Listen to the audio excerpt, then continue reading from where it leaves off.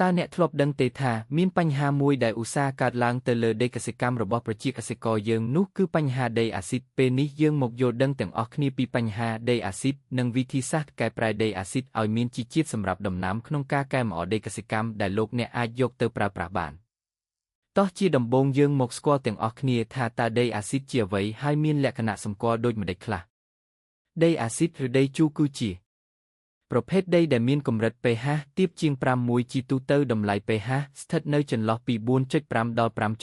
5.5 លក្ខណៈសម្គាល់ដីអាស៊ីតបង្កឲ្យមានការកើនឡើងនូវសារធាតុពុលសម្រាប់រុក្ខជាតិដូចជាអាលុយមីញ៉ូមនិងដែកហើយវាកាត់បន្ថយសារធាតុរ៉ែសំខាន់ដែលដំណាំត្រូវការសម្រាប់លូតលាស់និងផ្ដល់ទិន្នផលដូចជាផូស្វ័រអាសូតកាល់ស្យូមនិងម៉ាញ៉េស្យូមផលប៉ះពាល់ធ្វើឲ្យឫសដំណាំក្រិនមិនអាចស្រូបយកសារធាតុចិញ្ចឹមក្នុងដីបានល្អរុក្ខជាតិមានស្លឹកនិងដើមពណ៌លឿងនិងទិន្នផលដំណាំធ្លាក់ចុះយ៉ាងខ្លាំងនៅពេលដែលយើងបានដឹងពីនិយមន័យនិងផលប៉ះពាល់នៃបញ្ហានេះហើយឥឡូវយើងមកស្វែងយល់ពីដំណោះស្រាយនៃបញ្ហានេះទាំងអស់គ្នា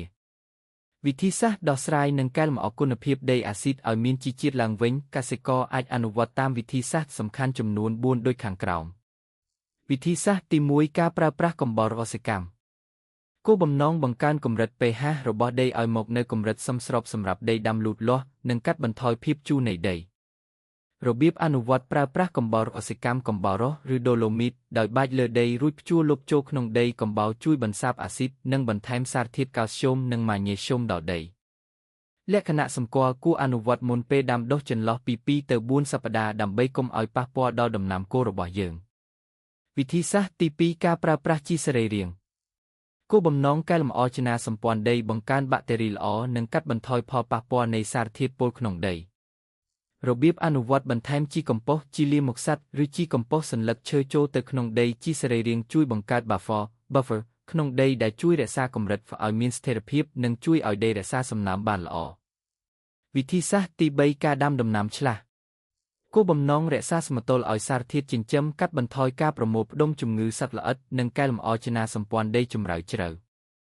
របៀបអនុវត្តដាំដុះផ្លាស់ប្ដូរប្រភេទដំណាំតាមរដូវជាពិសេសដំណាំត្រកូលសណ្តែកដូចជាសណ្តែកបាយសណ្តែកសៀងព្រោះវាមានសមត្ថភាពចាប់យកអាសូតពីខ្យល់មកបញ្ចូលក្នុងដីធ្វើឲ្យដីមានជីជាតិឡើងវិញដោយធម្មជាតិ